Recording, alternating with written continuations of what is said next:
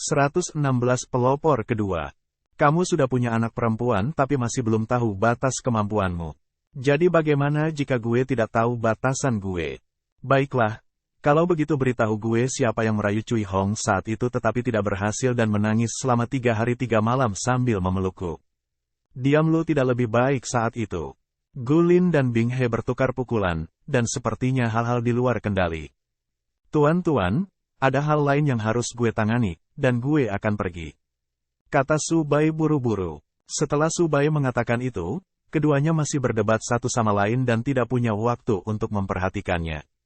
Su Bai melarikan diri tepat pada waktunya. Dia tidak ingin terlibat dalam badai yang tidak terkendali ini. Ketika Su Bai kembali ke Lounge, Huo Hua segera bertanya tentang situasinya dengan para wakil komandan. Su Bai hanya bisa menggambarkannya dalam satu kalimat, siapapun yang pergi ke sana akan sial. Itu menarik. Feng Hai bertanya dengan mata terbelalak.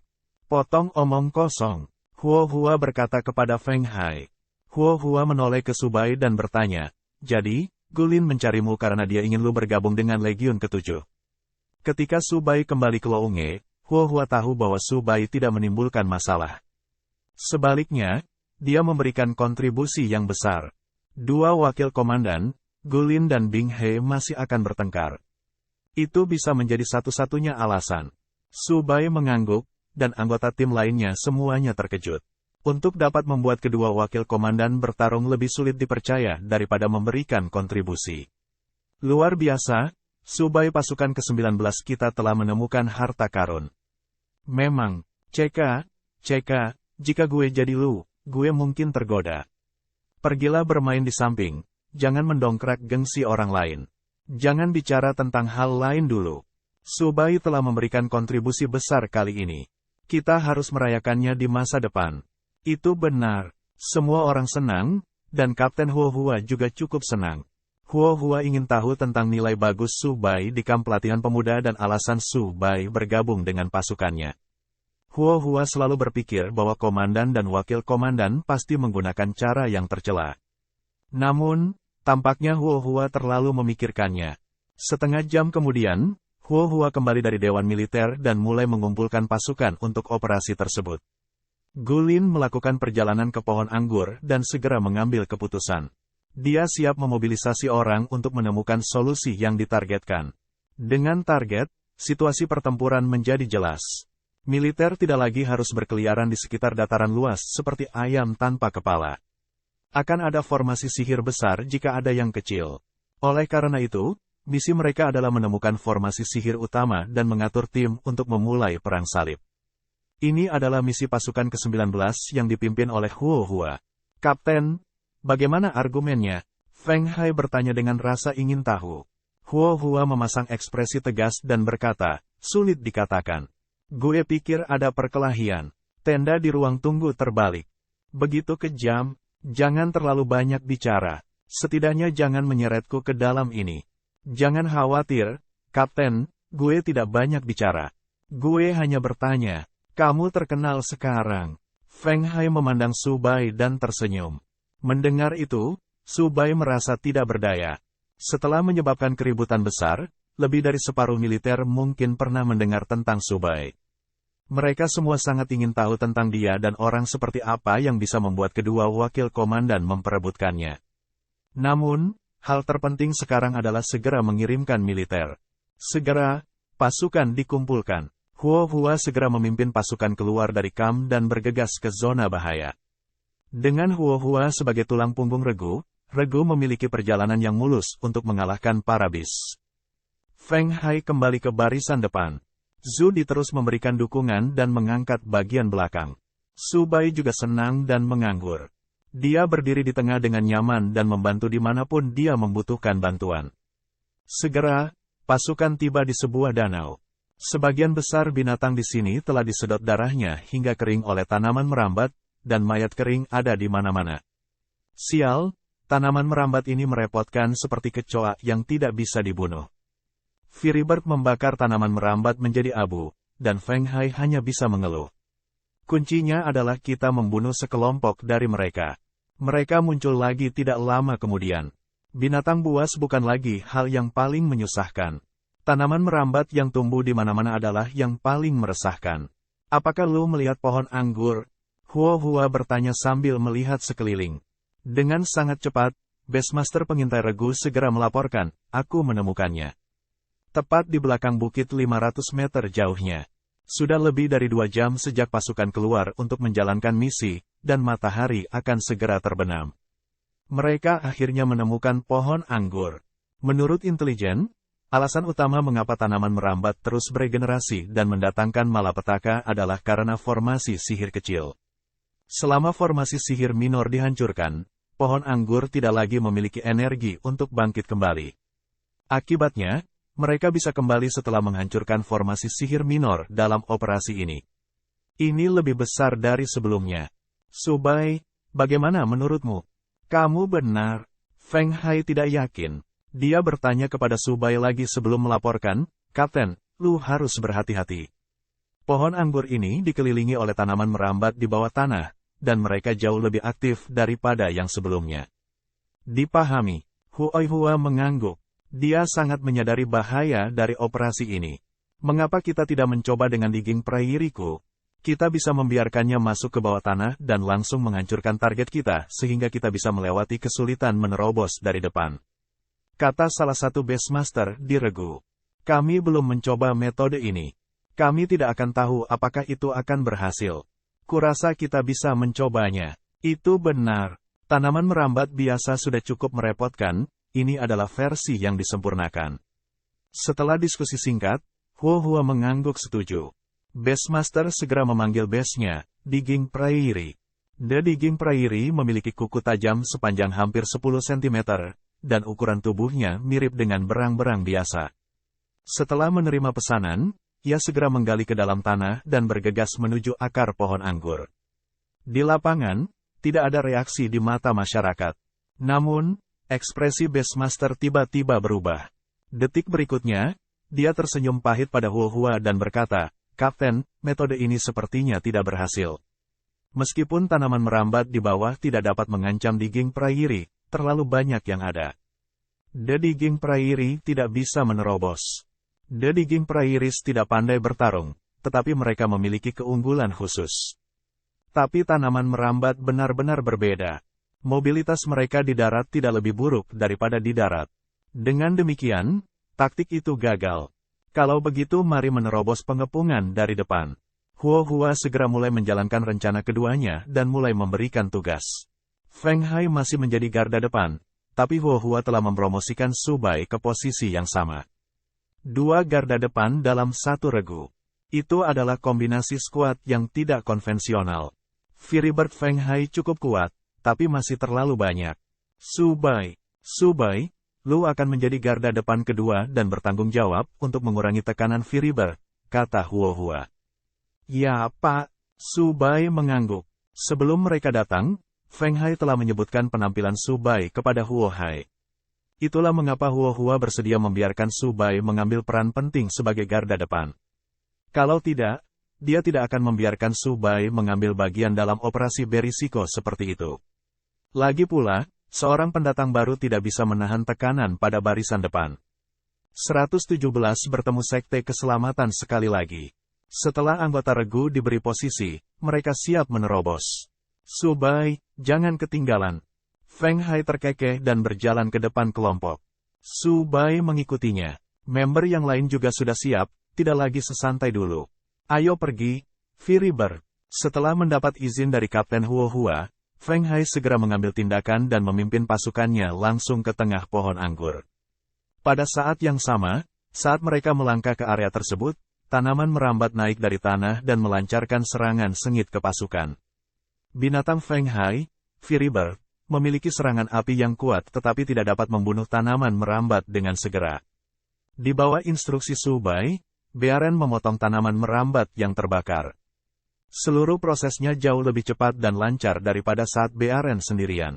Tidak buruk sepertinya binatang kita cukup cocok, kata Feng Hai dengan heran. Elemen guntur Bearen dan elemen api Firibird menghancurkan semua tanaman merambat yang menyerang. Segera, regu mencapai bagian tengah, kurang dari 100 meter dari pohon anggur. Sebagai orang yang berpengalaman, Subai berteriak, tanaman merambat di sini akan lebih aktif. Semuanya, berhati-hatilah. Mendengar itu, semua orang segera melambat. Apakah lu kaptennya, atau gue kaptennya? Huo-Hua bertanya, tertegun. Tanaman merambat menggeliat bola-balik dari tanah, dan jumlah tanaman merambat langsung naik menjadi 30 hingga 40, terus-menerus mendekati pasukan. Bahkan Beastmaster yang mengalaminya untuk pertama kali merasa tercekik oleh tekanan yang begitu kuat. Armor petir. Pada saat itu, Bearen mengaktifkan armornya dan berdiri di depan Viriber. Dengan sikap ini, terlihat jelas bahwa Bearen ingin menggunakan kekerasan. Mengaum. Aura dominan Bearen terungkap. Ia meraih pohon anggur dengan satu telapak tangan dan menariknya ke akar dengan kekuatannya yang brutal. Segera setelah itu, Viriber mengubah targetnya menjadi tanaman merambat yang mendekati Bearen, menunda kecepatan serangan mereka. Kemudian, ketika Bearen bereaksi, itu akan membunuh tanaman merambat satu persatu. Kerjasama Feng Hai dan Su Bai diam-diam, mulus, dan alami. Dengan bantuan Huo-Hua, perjalanan regu berjalan mulus dan tidak menemui masalah. Ini adalah kekuatan para Beastmaster di garda depan. Bahkan jika Su Bai tidak memiliki pengalaman dalam menghadapinya, dia dapat membuat penilaian yang tepat dengan cepat. Di sini Su Bai, cepat dan hancurkan formasi sihir minor, Huo-Hua berteriak. Saat ini, mereka dekat dengan pohon anggur. Tanaman merambat di sekitarnya memiliki keinginan kuat yang belum pernah terjadi sebelumnya untuk menyerang. Anggota regu membentuk setengah lingkaran agar Su Bai dapat segera menghancurkan tanaman merambat. Cepat, gue akan menyerahkan tempat ini padamu, kata Feng Hai. Setelah itu, ia langsung mendukung rekan satu timnya yang lain. Mengaum. Setelah itu, Bearen dan Whitey bersama-sama menyerang pohon anggur. Pohon anggur ini jauh lebih besar dari yang dia miliki sebelumnya. Su Bai melihatnya saat dibelah. Dia tidak menemukan binatang di dalamnya, tetapi masih banyak yang tersisa.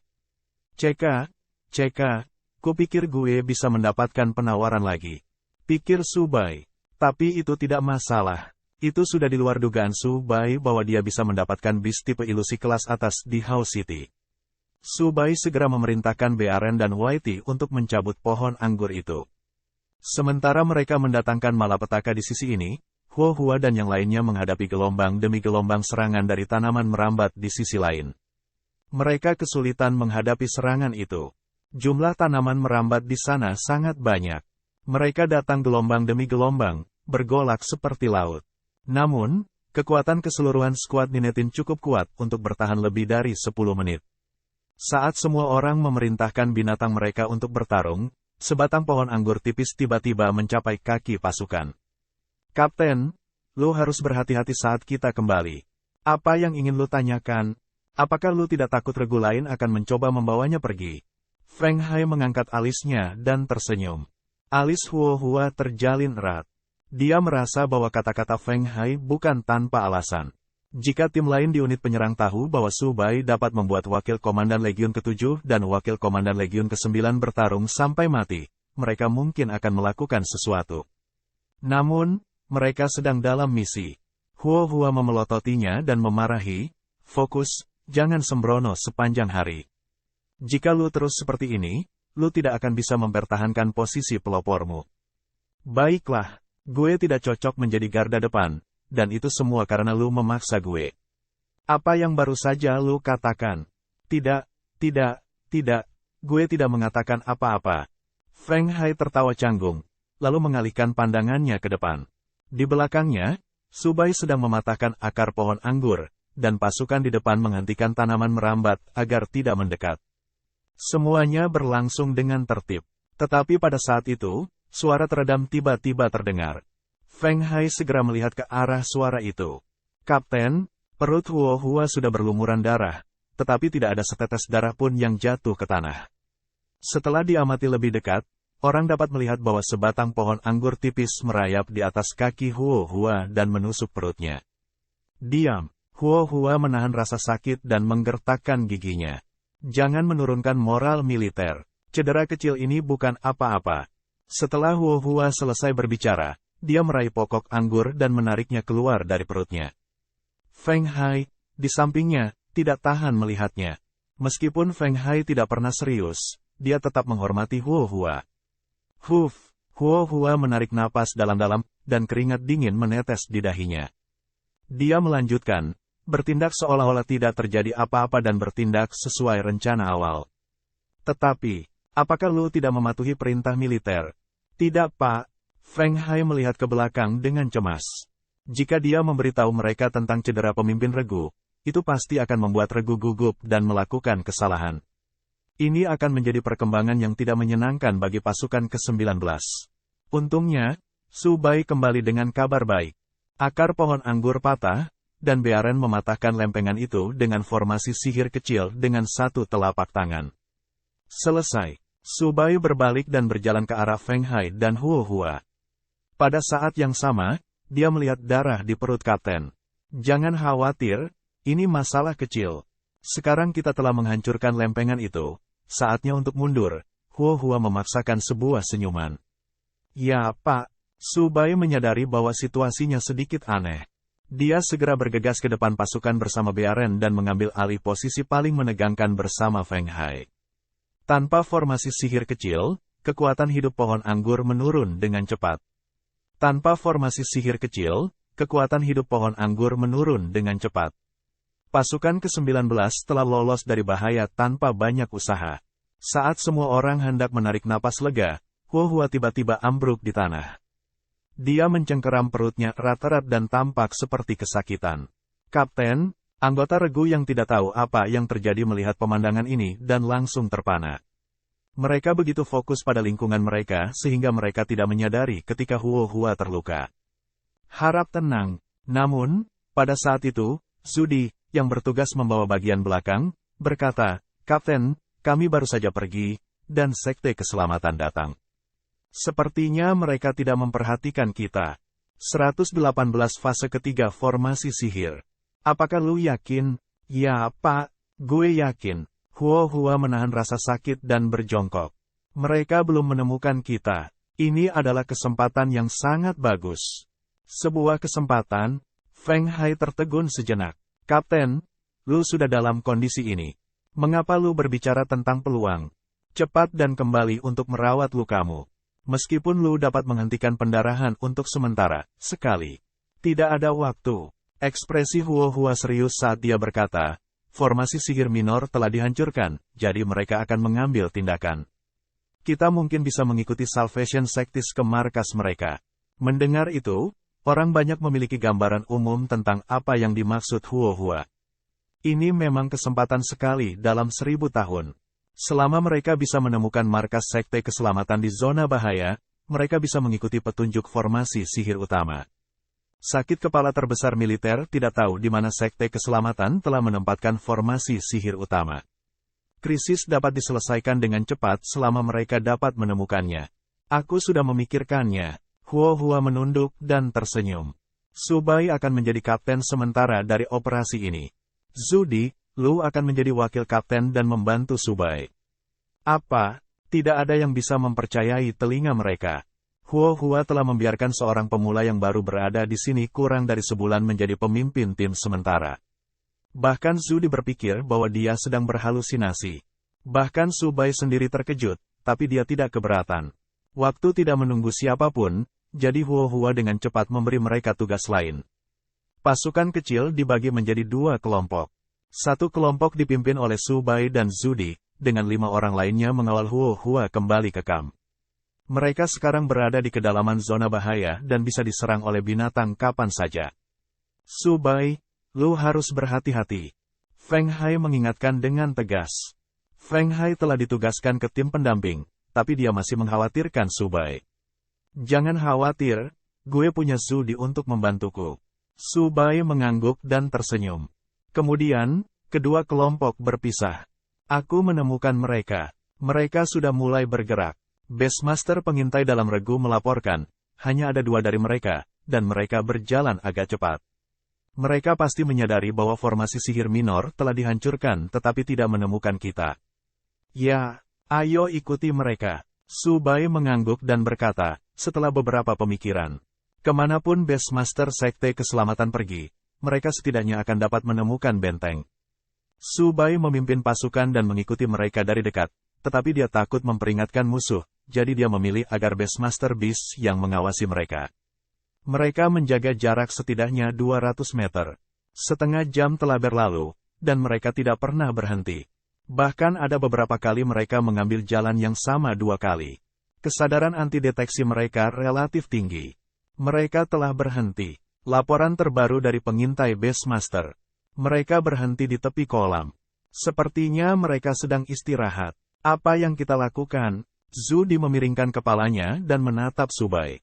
Hanya ada 2 kemungkinan pihak lain tidak kembali ke pangkalan. Kemungkinan pertama adalah bahwa pihak lain telah menyadari bahwa mereka sedang diikuti, jadi mereka mengulur waktu. Kemungkinan kedua adalah bahwa keputusan awal mereka dipengaruhi oleh anti-deteksi yang tinggi, jadi dia sudah lama tidak kembali. Berdasarkan informasi Subai, dibutuhkan lebih banyak untuk menentukan kemungkinannya. Aku akan pergi dan mengumpulkan beberapa informasi. Kalian tunggu di sini, kata Subai. Tujuan mereka adalah untuk menemukan markas Sekte Keselamatan, dan sekarang mereka menemui jalan buntu. Mereka membutuhkan lebih banyak informasi sebelum mereka dapat mengambil langkah selanjutnya. Kalau tidak, mereka hanya akan berada di sisi pasif. Di medan perang, menjadi pasif selalu merugikan. Tidak, bagaimana jika lu ketahuan?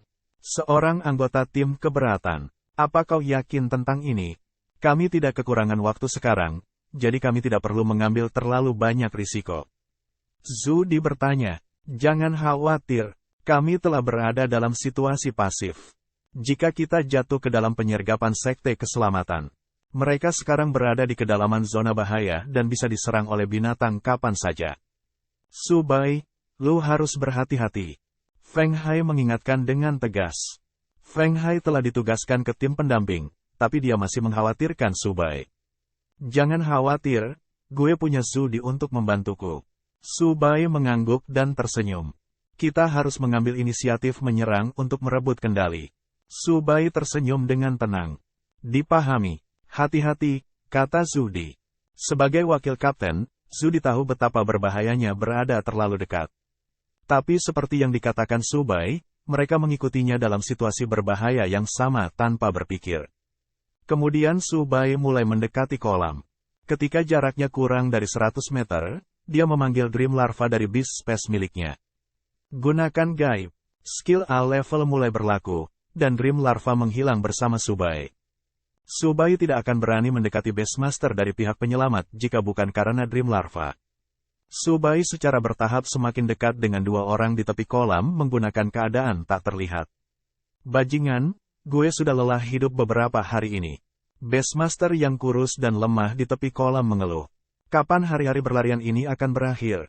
Cukup omong kosong. Pria bertopi bambu di seberangnya memarahi. Formasi sihir kecil yang harus kami jaga telah hilang, dan lu tidak bisa lepas dari tanggung jawab. Kamu tidak bisa menyalahkanku untuk ini.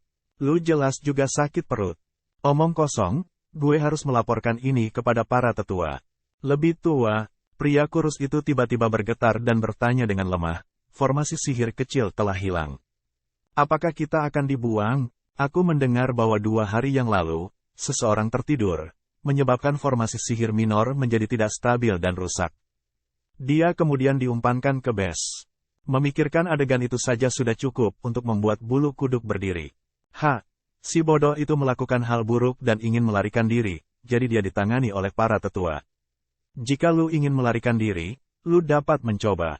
Aku tidak berani. Pria kurus itu menelan ludahnya dan berkata, aku dengar keributan kali ini cukup besar. Gue bertanya-tanya bagaimana kabar tuan muda itu.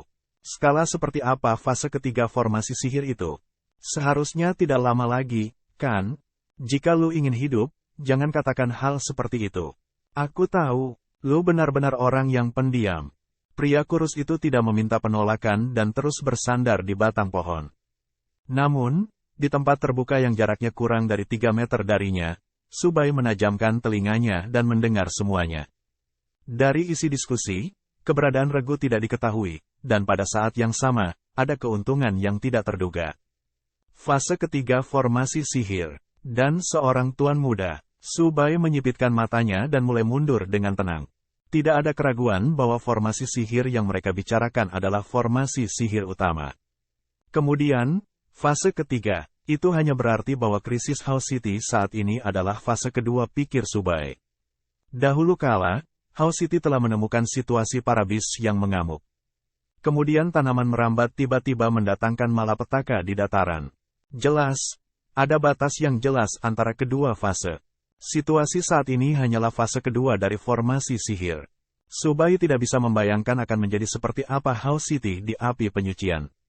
Dari apa yang dikatakan pria kurus itu, fase ketiga dari formasi sihir akan segera selesai. Ini jelas merupakan informasi penting. Adapun siapa tuan muda mereka, Subai tidak tertarik dan tidak punya cara untuk mengetahuinya. Setelah Subai mundur lebih dari 100 meter, dia langsung berlari menuju pasukan. 119 memasuki benteng musuh sendirian. Aku ingin tahu bagaimana keadaan Subai. Zudi bertanya dengan cemas. Namun, setelah lama mencari, Beastmaster pengintai tidak menemukan apapun. Dia hanya bisa menggigit peluru dan berkata, Zudi, gue tidak melihat Subai. Bagaimana mungkin seseorang menghilang begitu saja? Aku tidak tahu. Dua rekan tim lainnya bingung. Tapi setelah beberapa saat, sosok Subai muncul di hadapan mereka, yang melegakan orang-orang yang gugup. Kemana saja lu? Zudi segera bertanya. Jangan khawatir, gue sudah mendapatkan beberapa informasi. Kata Subai. Subai memberitahu mereka semua yang dia dengar tentang fase ketiga dari formasi sihir, para tetua dan tuan muda dari Sekte Keselamatan. Kabar ini sontak membuat heboh tim. Kita baru di tahap kedua. Bukankah House City akan dihancurkan jika fase ketiga diaktifkan? Kata Zudi dengan mata terbuka lebar. Tidak ada perbedaan. Mereka tidak menyadari bahwa mereka sedang diikuti. Kita harus terus bergerak dan menemukan benteng mereka. Subai berkata dengan sungguh-sungguh. Semua orang mengangguk setuju, menyadari ini adalah kesempatan untuk keluar dari situasi ini. Formasi sihir Sekte Keselamatan akan memasuki fase ketiga jika ini berlarut-larut. Kemudian, militer pada akhirnya akan kehilangan inisiatif. Segera setelah itu, tim kecil mengikuti dua Beastmaster Sekte Keselamatan. Kunci dari misi ini adalah apakah mereka berhasil menyelamatkan kota Hao atau tidak. Semakin kritis saat itu, Subai akan semakin berhati-hati.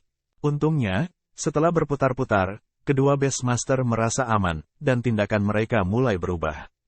Namun, saat tim kecil mengikuti mereka ke daerah terpencil, Beastmaster Sekte Keselamatan tiba-tiba menghilang, membuat Beastmaster ketakutan. Mereka pergi. Mendengar itu, Regu segera menoleh. Medannya, seperti yang diharapkan, luas dan terbuka. Tidak ada tempat persembunyian selain beberapa batu besar di tanah. Sekte Keselamatan tiba-tiba menghilang seolah-olah mereka telah menguap dari dunia. Sebuah ilusi, medan magnet di sini kacau, dan walkie-talkie tidak bisa digunakan. Kata Zudi. Kamu benar, itu ilusi, kata Subai. Subai yakin bahwa kedua Beastmaster itu ditutupi oleh ilusi berdasarkan indera larva mimpi di ruang binatang. Jenis penyamaran ini bukanlah sesuatu yang bisa dilakukan oleh ilusi biasa. Itu hanya bisa dilakukan jika bis dari tipe ilusi melemparkan domain ilusi dan menutupi kenyataan dengan ilusi. Apa yang kita lakukan? Kami akan menyia-nyiakan upaya kami jika kami meminta bantuan dan formasi sihir utama tidak ada di sini. Kami bahkan akan memperingatkan orang-orang itu dari Salvation Sect. Kata salah satu anggota Regu. Itu benar, kita tidak bisa begitu saja memperingatkan musuh. Zudi setuju. Tapi mereka tidak punya pilihan lain. Namun, memverifikasi apa yang mereka inginkan tanpa memberitahu musuh hanyalah angan-angan. Semua orang secara tidak sadar melihat pemimpin sementara itu, tetapi tiba-tiba teringat bahwa Subai hanyalah seorang pemula di militer dan menertawakan diri mereka sendiri tanpa daya. Tapi Subai sudah membuat rencana di benaknya dan mulai memberikan tugas, binatang siapa yang tercepat. Ini gue. Berapa lama waktu yang dibutuhkan untuk kembali ke kamp? Jika tidak ada halangan di jalan, itu akan memakan waktu kurang dari setengah jam. Maka lu akan siaga. Zudi, lu akan bertanggung jawab untuk mendukungku di luar. Sisanya akan ditangani oleh Zudi. Subai, apa rencanamu? Kita tidak bisa masuk ke dalam ilusi sama sekali kecuali. Zudi mengerutkan kening. Ya, Subai memandang Zudi sambil tersenyum. Zudi, yang bereaksi, tercengang. Dia mengingat adegan tiba-tiba ketika mereka menghadapi ular bicepalik. Dia segera membuka mulutnya dan hendak berbicara. Tapi Zudi tidak mengekspos Subai. Tunggu kabarku, kata Subai. Setelah mengatakan itu, Subai mengambil 3 langkah dan menghilang di depan semua orang. Anggota regu terkejut. Apa-apaan ini? Subai, kemana dia pergi? Ilusi. Subai juga memiliki bis bertipe ilusi. Dia memang menyembunyikan kekuatan aslinya. Pantas saja kapten berani membiarkan Subai menjadi kapten sementara. Sementara Zudi terkejut, dia lebih terkesan dengan rahasia Subai. Di sisi lain, Subai menggunakan Dream Larva's Invisibility dan perlahan mendekati tempat di mana Beastmaster Sekte Keselamatan telah menghilang. Seperti yang diharapkan, Dream Larva tiba-tiba bereaksi ketika Subai mendekatinya. Ini pasti domain yang diciptakan oleh ilusi. Pikir Subai. Apakah ada cara untuk masuk? Subai punya ide. Ya, larva mimpi melambaikan kaki depannya yang pendek beberapa kali sebelum melanjutkan, ini sangat mudah. Melihat itu, Subai tidak berbicara omong kosong. Dia percaya bahwa larva mimpi akan langsung mengambil langkah maju. Maka, akan sama anehnya dengan melewati gelembung. Adegan di depannya telah benar-benar berubah. Dari luar, ini adalah tanah tandus. Bahkan binatang pun sulit dilihat. Tapi sekarang, setelah memasuki Illusion Domain, ada banyak tenda didirikan di sini dan banyak orang. Subai tidak berani ceroboh. Dia menyelinap di balik penutup terdekat. Itu hanya pantas untuk mengatakan Dream Larva adalah bis tipe ilusi terkemuka. Namun, itu memiliki kelemahan yang fatal. Levelnya terlalu rendah. Misalkan Salvation Sect memiliki bis dengan tipe ilusi yang sama dengan level yang lebih tinggi.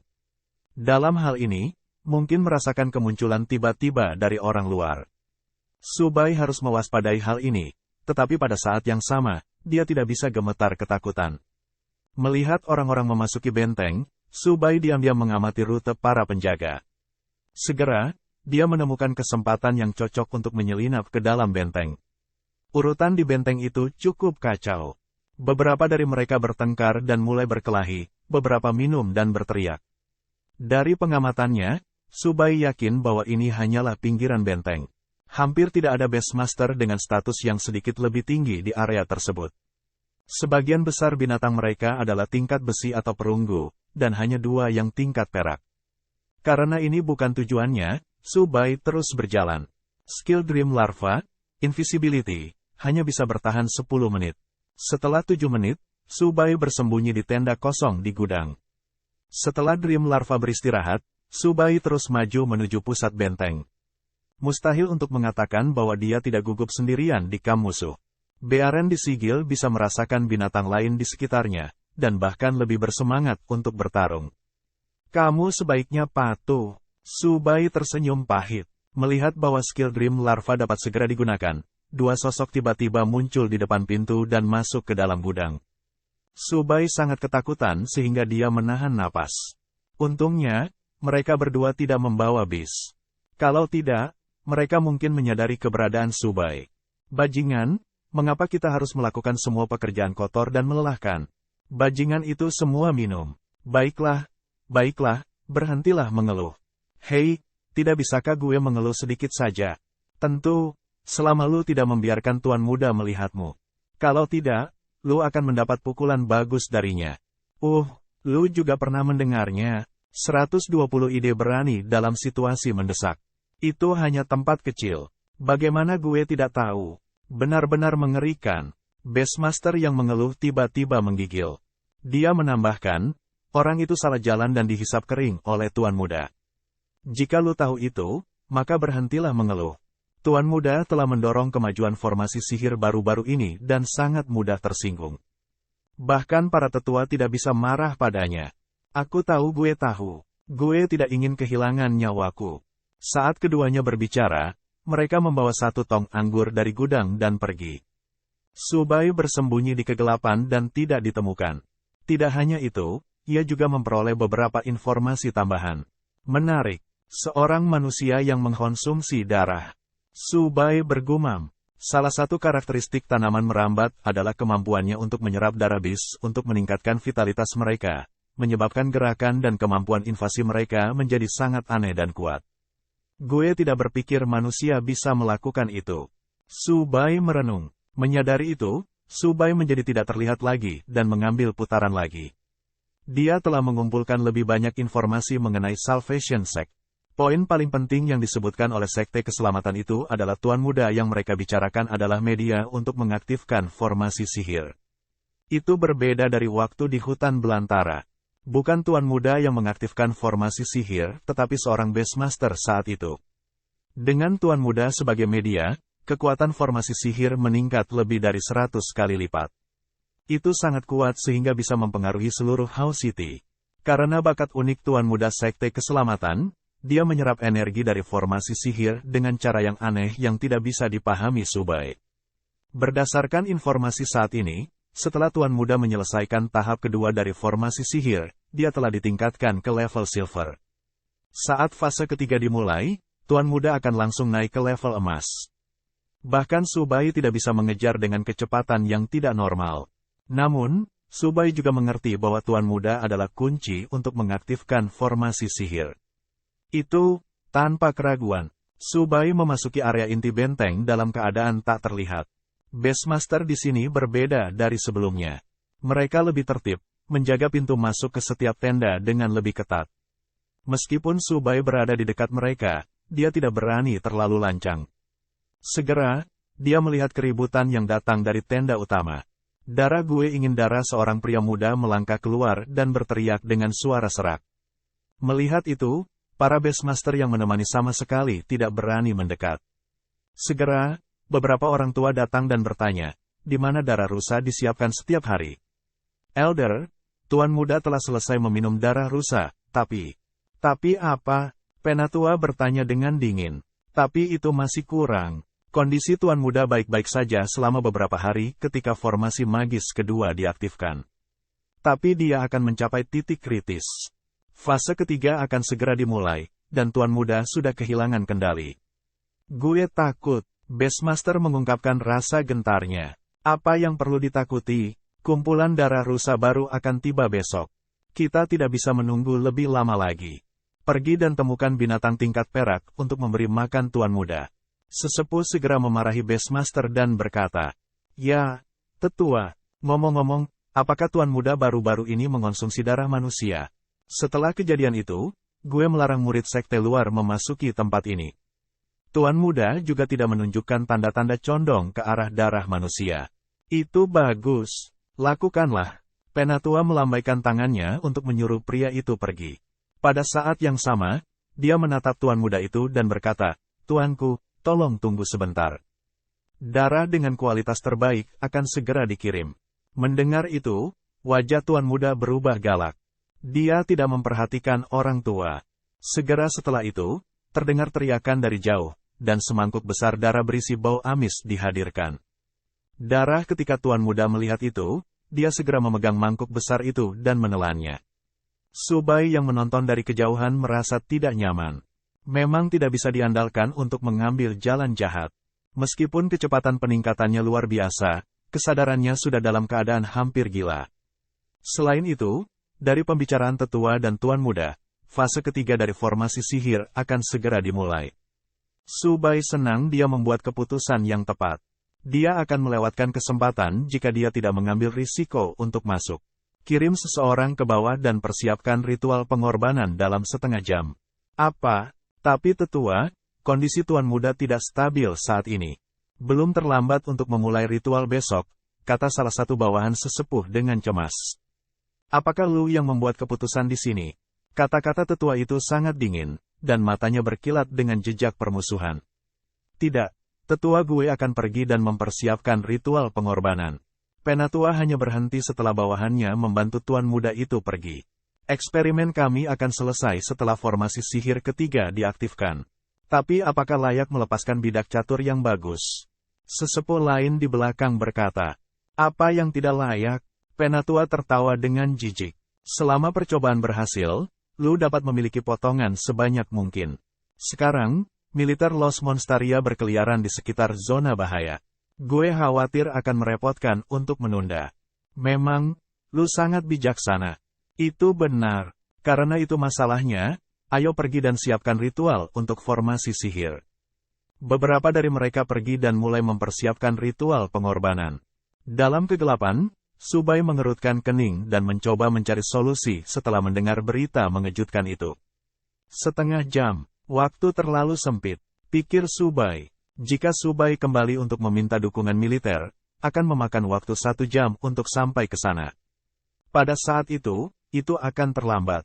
Walkie-talkie tidak dapat digunakan di domain ilusi. Tanpa daya, dia hanya bisa bergegas kembali ke pintu keluar dan meninggalkan domain ilusi untuk mencari Zudi dan yang lainnya.